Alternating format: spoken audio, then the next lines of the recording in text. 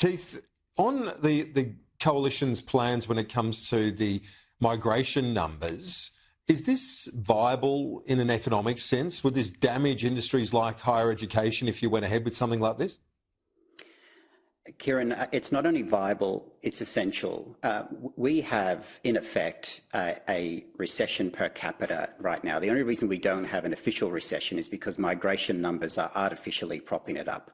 That's not a way to increase productivity and grow the economy. So we have to do it. It's hard, but it has to be done. And Peter Dutton has shown that leadership. In terms of others commenting that, there's some dog whistle politics to that, I totally reject it. I am on the front line of a seat that is 70% first and second generation migrants. And it is the migrant families who are telling me more than any other that we need to have a proportionate migration system that is proportionate to housing, proportionate to green space, hospitals, schools, traffic. And right now it's out of whack. So Peter Dutton made the right call and we fully support him. So the permanent migration down to 140,000 a year, net migration 160,000 a year. How does that stack up with only that 20,000 visas for the temporary component of those numbers?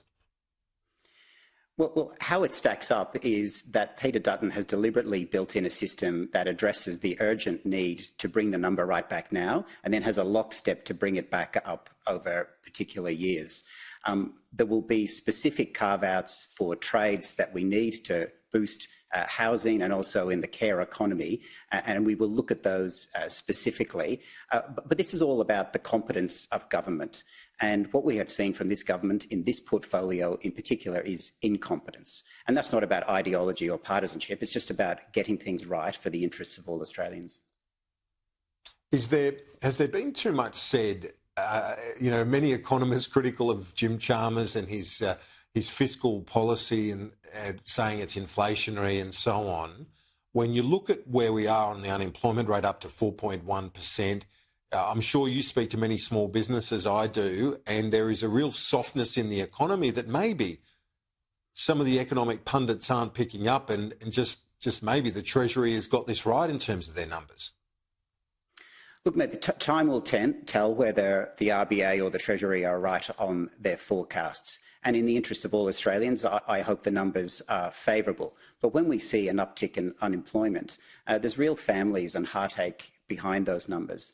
And in terms of small business feeling the pain, there is a disconnect between those small businesses who are lucky enough to have contracts with the state or Commonwealth government and those that are wholly in the private sector. And what I have seen is that those are disconnected from government contracts are doing it particularly tough, and there wasn't much in the budget for them. On to the comments made by Fatima Payman, the Labor senator, the Labor leadership, the Prime Minister, Penny Wong and others saying that the comment from the river to the sea is hate speech and they don't condone it. Today on this program, Ed Husic, the Cabinet Minister, was on the program. He said he also would not use that phrase, that he doesn't agree with the use of that phrase when talking about the situation in the Middle East, although he did support his colleague, Senator Payman, in speaking the truth as she sees it. Is that fair enough? The first thing I'd like to say about Senator Payman is that Senator Payman is someone who was born in Kabul in Afghanistan and fled that country and that regime to be here. And I think it's a wonderful thing about our country that someone who has fled those circumstances now serves as a senator in our country. Indeed, we have an Afghanistan-born person, Zaid Safi, who's our candidate for Bruce, and they will make our parliament richer for it.